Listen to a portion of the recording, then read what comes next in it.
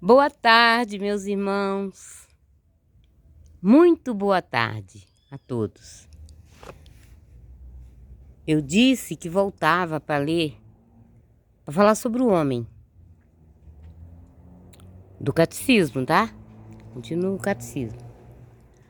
Então vamos começar. Boa tarde. Meus inscritos, minhas inscritas, que todos tenham uma boa tarde. Que Deus abençoe a todos. Prestem bem atenção no que eu estou lendo.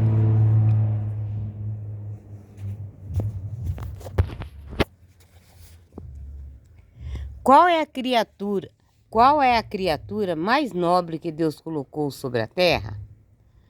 A criatura mais nobre que Deus colocou sobre a terra é o homem. O que é o homem? O homem é a criatura racional composta de alma e corpo. O que é a alma? A alma é a parte mais nobre do homem, porque é substância espiritual, dotada de inteligência e de vontade, capaz de conhecer a Deus e de o possuir eternamente. Pode-se ver e apalpar a alma humana? Não. Não se pode ver nem apalpar a nossa alma, porque a nossa alma é um espírito. Morre a alma com o corpo? Morre a alma humana com o corpo? A alma humana nunca morre. A fé e a própria razão provam que ela é imortal. É livre o homem nas suas ações? Sim, o homem é livre nas suas ações e cada qual sente dentro de si mesmo que pode fazer uma ação ou deixá-la de fazer, ou fazer antes uma que a outra. Entenderam, meus irmãos? Estão entendendo? Explicai com um exemplo a liberdade humana. Se eu disser voluntariamente uma mentira, sinto que poderia deixar de dizê-la e calar-me, e que poderia também falar de outro modo, dizendo a verdade. Aqui está dizendo assim, que a gente não precisa contar uma mentira. Mentira nunca é bom, né? Lógico. Mentira é uma coisa que nunca é bom. Mas se a pessoa for biblicamente, ele sente, ele poderia deixar de dizê-la, ou então calar. Chega uma pessoa, conta uma mentira para você e você quer se defender. Cala-se. Ou então fala de outro jeito, dizendo a verdade, claro. Porque se diz que o homem foi criado à imagem e semelhança de Deus, disse que o homem foi criado à imagem e semelhança de Deus, porque a alma humana é espiritual e racional, livre na sua ação, capaz de conhecer e de amar a Deus e de gozá-lo eternamente. Perfeições que refletem em nós mesmos, num raio de infinita grandeza de Deus.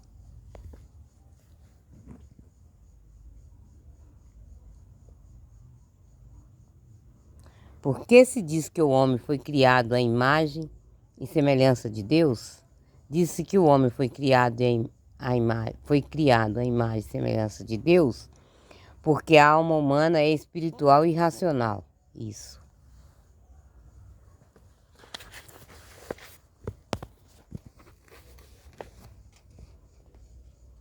Irracional, livre na sua ação, capaz de conhecer e de amar a Deus e de gozá-lo eternamente. Perfeições que refletem em nós em um raio de infinita grandeza.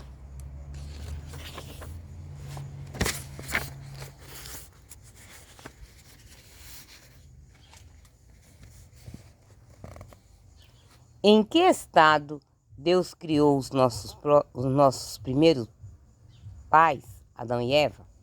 Em que estado Deus criou os nossos primeiros pais, Adão e Eva? Deus criou Adão e Eva no estado de inocência e de graça, mas depressa o perderam pelo famoso pecado. Além da inocência e da graça santificante, concedeu Deus aos nossos primeiros pais outros dons? Deus concedeu aos nossos primeiros pais outros dons, que eles deviam transmitir juntamente com a graça santificante aos seus descendentes, e eram a integridade, isto é, a perfeita sujeição dos sentidos à razão, a imortalidade, a imunidade de todas as dores e misérias, e a ciência proporcionada ao seu estado. Tudo isso Deus era para a gente ter, se Adão não tivesse mais Eva pecado. Qual foi o pecado do Adão? O pecado do Adão foi um pecado de soberba e de grave desobediência. Ele foi desobediente a Deus. Qual foi o castigo de Adão e Eva? Adão e Eva perderam a graça de Deus e o direito que tinham ao céu. Foram expulsos do paraíso terrestre, sujeitos a muitas misérias na alma e no corpo e condenados à morte. Se Adão e Eva não tivessem pecado, ficaríamos livres da morte? Se Adão e Eva não tivessem pecado, mas se tivessem conservados fiéis à fé, depois de uma permanência feliz e tranquila neste mundo, teriam sido levados por Deus ao céu sem morrer, para gozar uma vida eterna e gloriosa. Esses dons eram devidos aos homens. Esses dons não eram devidos por nenhum título ao homem, mas eram absolutamente gratuitos e preternaturais. Por isso, tendo Adão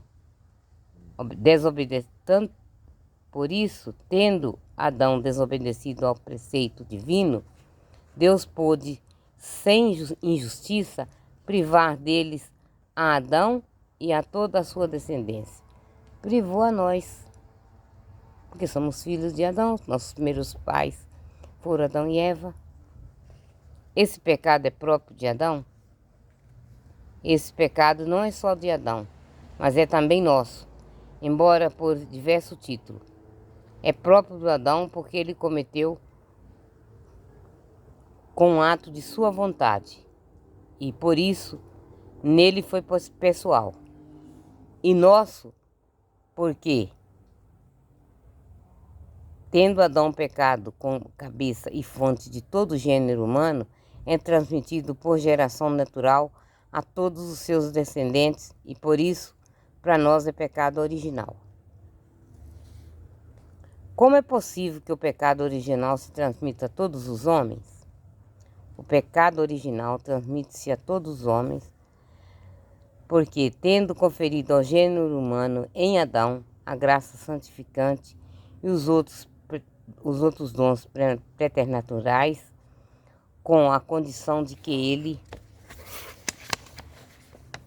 não desobedecesse, e tendo esse desobedecido, na sua qualidade de cabeça e pai de gênero humano, tornou a natureza humana rebelde a Deus.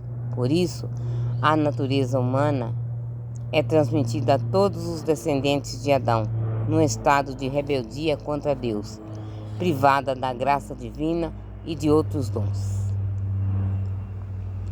Contraem todos os homens o pecado original? Sim, todos os homens contraem o pecado original, exceto a Santíssima Virgem, que dele foi preservada por todo, com singular privilégio, na previsão dos merecimentos de Jesus Cristo nosso Senhor.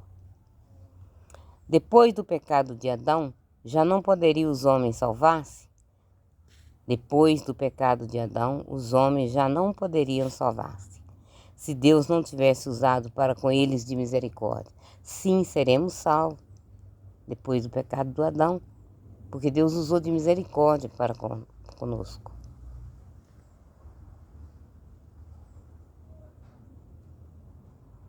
Qual foi a misericórdia que Deus usou para com o gênero humano? A misericórdia que Deus usou para o gênero humano foi prometer logo a Adão um Redentor divino, o Messias, enviá-lo depois a seu tempo para libertar os homens da escravidão, do demônio e do pecado. Quem é o Messias prometido? O Messias prometido, claro, é Jesus Cristo, como nos ensina o segundo artigo do credo. Capítulo 3 do segundo artigo do credo. Que nos ensina o segundo artigo do credo? E em Jesus Cristo, um só seu Filho, nosso Senhor? O segundo artigo do credo ensina-nos que o Filho de Deus é a segunda pessoa da Santíssima Trindade, que Ele é Deus eterno, todo-poderoso, Criador e Senhor, como Pai, que se fez para nós, para nos salvar, e que o Filho de Deus, feito homem, se chama Jesus Cristo. Por que se chama Jesus? Por que se chama Filho, a segunda pessoa? A segunda pessoa se chama Filho porque é gerada pelo Pai por via de inteligência, desde toda a eternidade, e por esse motivo se chama também Verbo eterno do Pai. Sendo também nós filhos de Deus, porque Jesus Cristo se chama Filho único de Deus Pai. Jesus Cristo chama-se Filho único de Deus Pai porque só Ele é por natureza seu Filho, e nós, seus filhos, por criação e por adoção.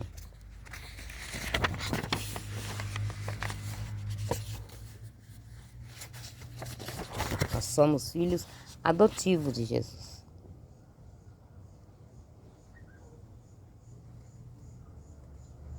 Por que Jesus se chama Nosso Senhor? Jesus se chama Nosso Senhor não só porque, enquanto Deus, juntamente com o Pai e o Espírito Santo, nos criou, mas também porque enquanto Deus e homem, nos remiu com seu sangue. Porque o Filho de Deus, feito homem, se o chama Jesus? O Filho de Deus, feito homem, chama-se Jesus, que quer dizer Salvador, porque nos salvou da morte eterna, que merecíamos pelos nossos pecados. Sim, Jesus morreu pelos nossos pecados. Então a gente merecia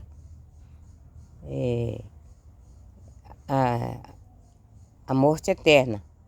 Mas Deus é misericordioso, deu seu Filho pelos nossos pecados para nos redimir. E nós termos a misericórdia e não ficar só na morte eterna.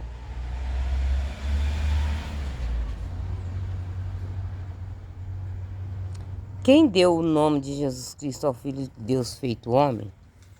Foi o mesmo Pai eterno que deu o nome a Jesus, ao Filho de Deus feito homem, por meio do arcanjo São Gabriel, quando este anunciou à Virgem Santíssima o mistério da encarnação.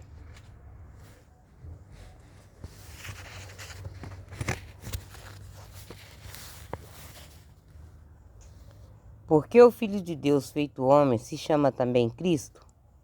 O Filho de Deus feito homem chama-se também Cristo, que quer dizer ungido e consagrado, porque antigamente se ungiam os reis, os sacerdotes e os profetas, e Jesus é Rei dos Reis, sumo sacerdote e sumo profeta. Foi Jesus Cristo verdadeiramente ungido e consagrado com unção corporal? A unção de Jesus Cristo não foi corporal, como a dos antigos reis, sacerdotes e profetas, mas toda espiritual e divina, porque a plenitude da divindade habita nele substancialmente. Glória a Deus. Tiveram os homens algum conhecimento de Jesus Cristo antes de sua vinda? Sim, os homens tiveram conhecimento de Jesus Cristo antes de sua vinda pela promessa do Messias, que Deus fez aos nossos primeiros pais, Adão e Eva, a qual renovou os santos patriarcas e também pelas profecias e muitas figuras que o designavam. Como sabemos nós que Jesus Cristo é verdadeiramente o Messias, o Redentor prometido?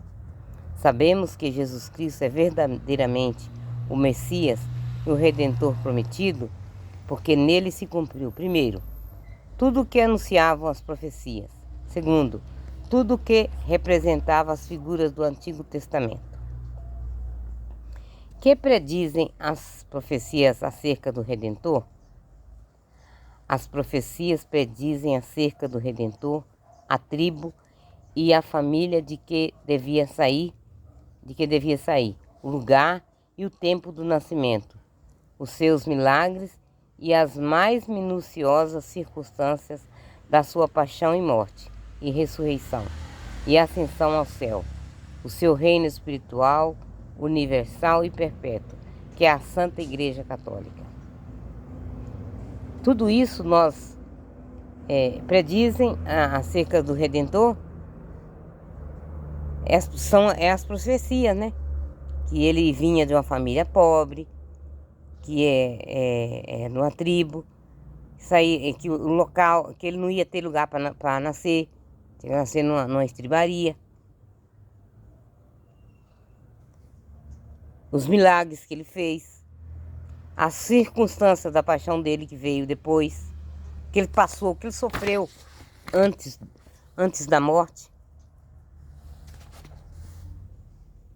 E depois a sua ressurreição, logo após a ressurreição, veio a assunção ao céu também. Seu reino espiritual universal e perpétuo, que é a Santa Igreja Católica. Quais são as principais figuras do Redentor no Antigo Testamento? As principais figuras do Redentor no Antigo Testamento são o inocente Abel, o sumo sacerdote Melquisedeque, o sacrifício de Isaac, José vendido pelos irmãos, o profeta Jonas, o cordeiro pascual e a serpente de bronze levantada por Moisés no deserto. Estão entendendo, meus irmãos? Abra teu coração, feche os olhos e escute o que eu estou falando, o que eu estou lendo. A Deus te dá sabedoria, inteligência, discernimento. Porque você acolhe a palavra do Senhor. Que é tudo de bom, é a coisa mais maravilhosa que tem na vida. Olha, eu estou aqui agora debaixo de um pé de árvore, numa rede, sentada, fazendo o que é de melhor na vida. Contando a história da nossa vida. Contando a história do nosso Criador, de quem nos criou, de quem nos deu a vida. Isso é uma coisa maravilhosa, muito gratificante. Para mim é muito gratificante. Vou continuar, meus irmãos, mais um pouco. Como sabemos que Jesus Cristo é verdadeiro Deus? Sabemos que Jesus Cristo é verdadeiro Deus, primeiro, pelo testemunho do Pai Eterno, quando disse: Este é meu Filho muito amado, no qual pus todas as minhas complacências. Ouviu. Segundo, pela afirmação do próprio Jesus Cristo, confirmada com os mais estupendos milagres. Terceiro, pela doutrina dos apóstolos. Quarto, pela tradição constante da Igreja Católica. Quais são os milagres operados por Jesus Cristo? Vários, gente. Vários. Quem leu a Bíblia, lê, tem conhecimento da Bíblia, sabe. Mas eu vou falar. Os principais milagres operados por Jesus Cristo foram, além da sua ressurreição, a saúde restituída aos enfermos, a vista aos cegos, o ouvido ao surdo, a vida aos mortos. Precisa mais alguma coisa para a gente entender? Isso não era nem para estar aqui escrito, porque como nós sabemos que Deus é Deus porque Ele é Deus. Foi Ele que nos deu a vida, Ele que deu ar para nós respirar.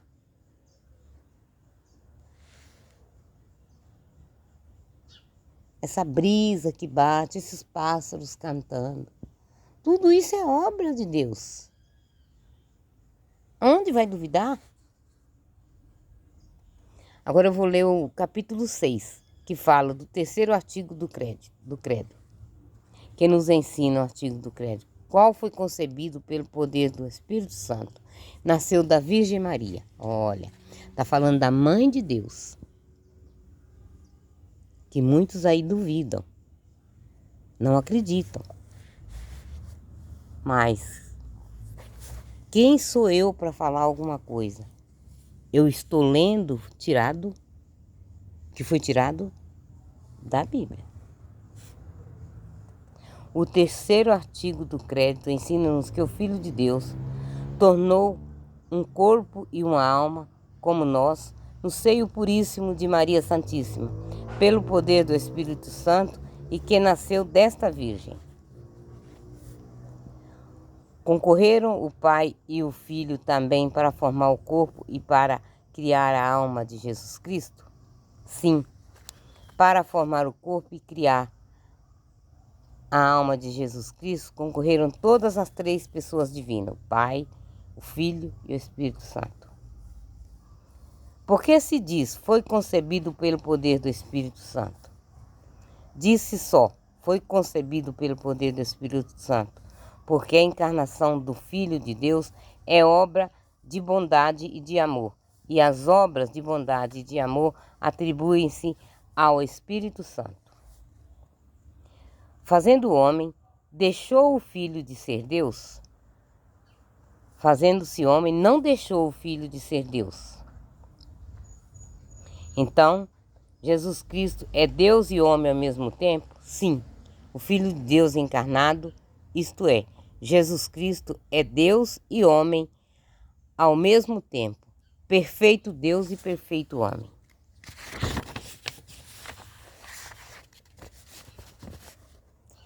Há então em Jesus Cristo as duas naturezas? Sim, em Jesus Cristo, que é Deus e homem, há duas naturezas, a divina e a humana. E haverá também em Jesus Cristo duas pessoas, a divina e a humana. No Filho de Deus, feito homem, há uma só pessoa, que é a divina. Quantas vontades há em Jesus Cristo? Em Jesus Cristo há duas vontades, uma divina e outra humana. Tinha Jesus Cristo vontade livre? Jesus Cristo, sim. Jesus Cristo tinha vontade livre, mas não podia fazer o mal. Porque poder fazer o mal é defeito e não é perfeição da liberdade. Ele era livre, mas ele não podia fazer o mal, porque o mal é defeito.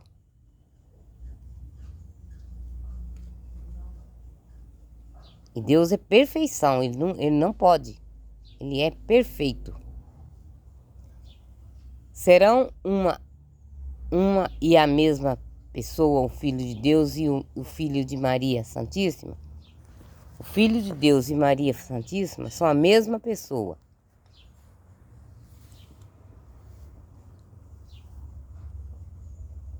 Isto é, Jesus Cristo verdadeiro Deus e verdadeiro homem. E a Virgem será mãe de Deus? E a Virgem Maria será mãe de Deus? Sim, Maria Santíssima é a mãe de Deus, porque é mãe de Jesus Cristo e verdadeiro Deus, que é verdadeiro Deus.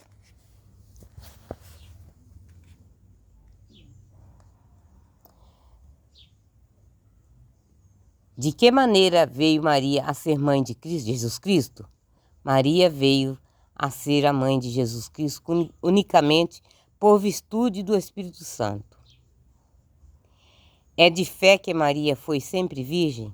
Sim, É de fé que Maria Santíssima foi sempre virgem e é chamada virgem por excelência. É de fé que Maria Santíssima foi sempre virgem e é chamada virgem por excelência. Graças a Deus. Capítulo 5. Que nos ensina o credo? Padeceu sob o poder de Pôncio Pilato, foi crucificado, morto e sepultado. O quarto artigo do credo ensina-nos que Jesus Cristo, para remir o mundo com o seu próprio sangue, padeceu sob Pôncio Pilato, governador da Judéia, e morreu no madeiro da cruz, da qual foi descido e no fim sepultado. Todos sabem também. Todo católico sabe também. Mas é bom ouvir. É bom a gente... Tomara todos tivesse alguém que pudesse ler esse livrinho, pelo menos uma vez por ano, para a gente nunca esquecer das coisas de Deus. O que quer dizer a palavra padeceu? A palavra padeceu exprime todos os sofrimentos sofridos por Jesus Cristo na sua paixão.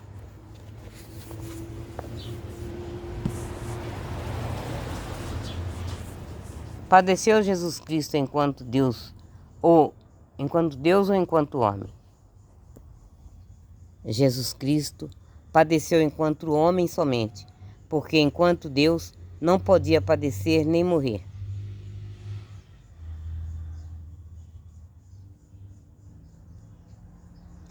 De que suplício era o da cruz? O suplício da cruz, naqueles tempos, o mais cruel e ignominioso de todos os suplícios. Quem foi que condenou Jesus Cristo a ser crucificado? Quem condenou Jesus Cristo a ser crucificado foi Pôncio Pilato, governador da Judéia, o qual, no entanto, reconhecera sua inocência, mas cedeu covardemente às ameaças dos judeus. Não poderia livrar-se Jesus Cristo das mãos dos judeus ou de Pilatos? Sim, se ele quisesse, ele podia, mas ele queria morrer pelos nossos pecados. Jesus Cristo poderia livrar-se das mãos dos judeus e de Pôncio Pilatos, mas conhecendo a vontade do seu Pai eterno, que ele padecesse e morresse pela nossa salvação, submeteu-se voluntariamente até saiu ao encontro de seus inimigos e deixou-se espontaneamente prender e conduzir-se à morte. Foi o que eu falei. Ele conhecia a vontade do Pai dele, que era que ele morresse para nós ter a segunda vinda dele. Mais para frente nós vamos chegar lá. Onde foi crucificado Jesus Cristo? Jesus Cristo foi crucificado no Monte Calvário. O que fez Jesus na cruz? Jesus orou pelos seus inimigos, deu por mãe ao seu discípulo João e na pessoa deles e a todos nós, a sua mesma mãe, Maria Santíssima. Ofereceu a sua morte em sacrifício e satisfez a justiça de Deus pelos pecados dos homens. Glória a Deus, Pai. Não bastaria que viesse um anjo satisfazer por nós? Não bastava que viesse um anjo satisfazer por nós, porque a ofensa feita a Deus pelo pecado era, certo por aspecto, infinita, e para satisfazê-la requeria uma pessoa que tivesse merecimento infinito. Só Deus, só Jesus tinha merecimento infinito. Para satisfazer a justiça divina, era necessário que Jesus Cristo fosse homem ao mesmo tempo? Sim, era necessário que Jesus Cristo fosse homem para poder padecer e morrer. E era necessário que fosse Deus, para que o seu sofrimento fosse de valor infinito.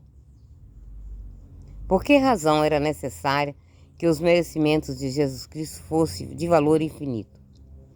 Era necessário que os merecimentos de Jesus Cristo fossem de valor infinito? Era necessário. Por que razão era necessário que os merecimentos de Jesus Cristo fossem de valor infinito, era necessário que os merecimentos de Jesus Cristo fossem de valor infinito, porque a majestade de Deus, ofendida pelo pecado, era infinita.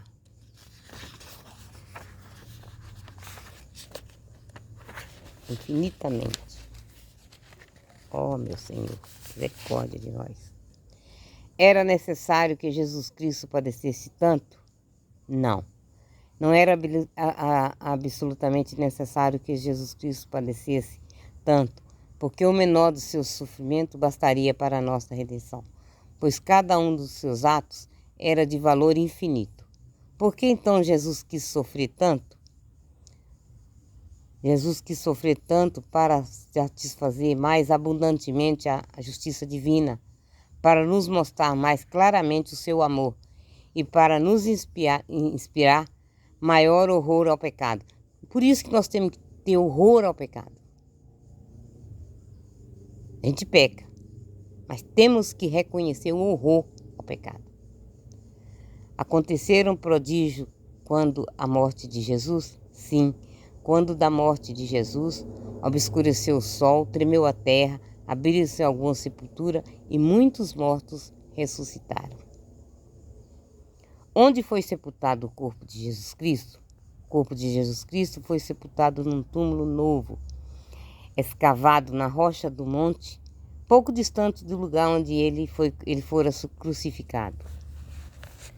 Na morte de Jesus Cristo, a divindade separou-se do corpo e da alma. Na morte de Jesus Cristo, a divindade não se separou nem do corpo nem da alma, mas só a alma se separou do corpo. Por que morreu Jesus Cristo? Jesus Cristo morreu pela salvação de todos os homens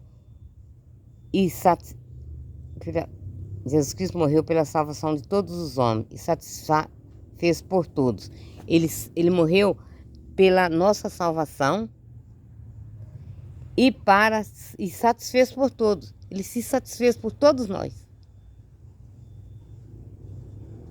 Não merecia passar nem por um pinguinho do que ele passou por nós. Se Cristo morreu pela salvação de todos, por que nem todos se salvam?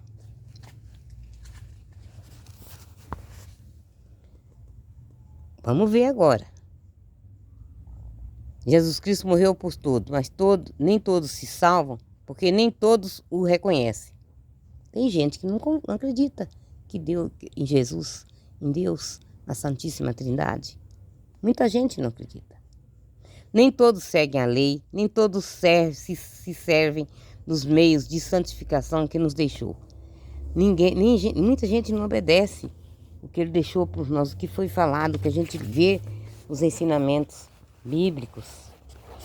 Mas, no fim, a gente vai ver o que dá pelos nossos pecados. Quem não se converte, não se arrepende, não pede perdão dos pecados, no fim vai acertar as contas. Se Jesus Cristo morreu para a salvação de todos, porque nem todos se salvam, já falei, porque todos não reconhecem e nem seguem a lei, nem servem de meio de santificação que nos deixou.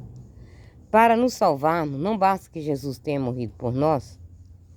Para nos salvar, não basta que Jesus Cristo tenha morrido por nós, mas é necessário que sejam aplicados a cada um de nós o fruto e os merecimentos de sua paixão e morte.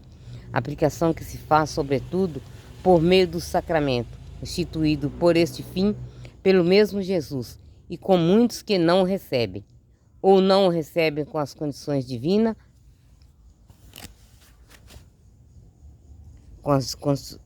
ou não os recebem com as devidas condições.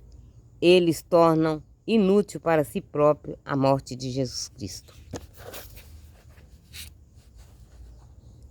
Aqui é o capítulo 6, do quinto artigo do credo, que nos ensina: desceu aos infernos, ao terceiro dia ressurgiu dos mortos. Oh, glória a Deus. No terceiro dia, ele veio. Veio a honra, a glória, o poder para sempre. O quinto artigo do credo ensina que a alma de Jesus Cristo, assim que se separou do corpo, foi ao limbo e que, ao terceiro dia, se uniu de novo ao corpo para nunca mais dele se separar. Que se entende aqui por inferno? Por inferno entende aqui o limbo, isto é, aquele lugar onde estavam as almas dos justos, esperando a redenção de Jesus Cristo. Porque as almas dos justos não foram introduzidas no paraíso antes da morte de Cristo? As almas dos justos não foram introduzidas no paraíso antes da morte de Jesus Cristo, porque pelo pecado de Adão o paraíso estava fechado e convinha que Jesus Cristo, cuja morte o reabriu, fosse o primeiro a entrar nele. Ele que tinha direito de entrar nele, porque ele que morreu pelos pecados. Alguém morreu pelos pecados que não fosse ele? Jesus Cristo quis esperar até o terceiro dia para ressuscitar? Por que Jesus Cristo quis esperar até o terceiro dia para ressuscitar? Jesus Cristo quis esperar até o terceiro dia para ressuscitar, a fim de mostrar de modo insofismável, que verdadeiramente tinha morrido. Senão o povo não ia acreditar que ele tinha morrido. Já crucificaram ele mesmo. Já tinha crucificado ele e achar que ele não tinha morrido. Foi a ressurreição de Jesus Cristo semelhante à dos outros homens ressuscitados? A ressurreição de Jesus Cristo não foi semelhante à dos homens ressuscitados, porque Jesus Cristo ressuscitou por virtude própria e os outros foram ressuscitados por virtude de Deus. Ó, glória! Sétimo do artigo do credo. Que nos ensina o artigo sétimo do credo? Subiu ao céu, está sentado à direita de Deus Pai Todo-Poderoso.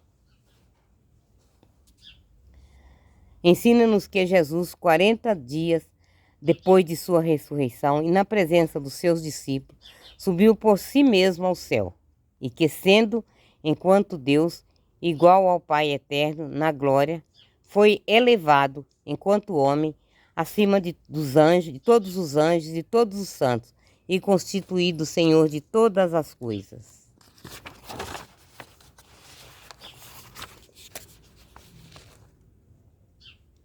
Porque Jesus Cristo, depois da sua ressurreição, esteve 40 dias na terra antes de subir ao céu? Jesus Cristo, depois de sua ressurreição, esteve 40 dias na terra antes de subir ao céu para provar com várias aparições aos anjos. Lembra das almas? Dos anjos? Está aqui.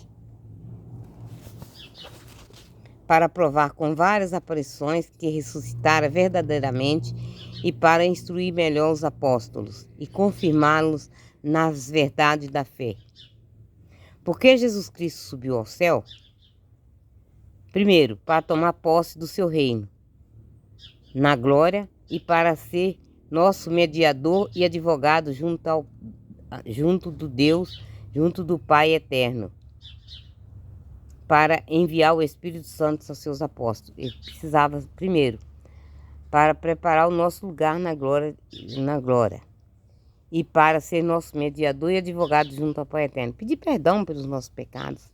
Ainda assim, ele pediu para Deus para perdoar nossos pecados. E o terceiro, para enviar o Espírito Santo aos apóstolos.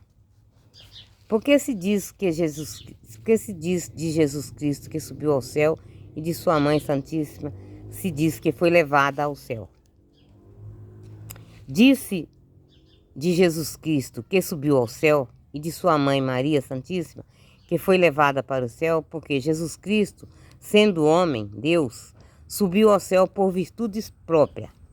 Mas sua mãe, que era criatura, embora a mais digna de todas, foi levada para o céu por virtude de Deus, explicai as palavras. Estais sentado à direita de Deus Pai Todo-Poderoso. Significa a posse pacífica que Jesus Cristo tem da sua glória. E as palavras à direita de Deus Pai Todo-Poderoso exprimem que ele tem o lugar de honra sobre todas as criaturas. O 7º artigo do Credo. Onde há de vir a julgar os vivos e os mortos.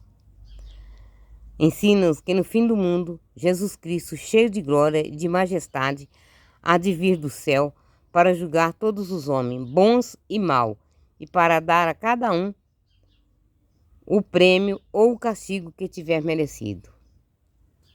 Convertei-vos se crede no Evangelho.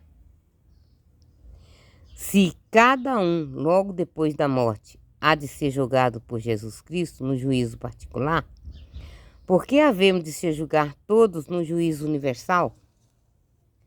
Havemos de ser julgados no juízo universal por várias razões.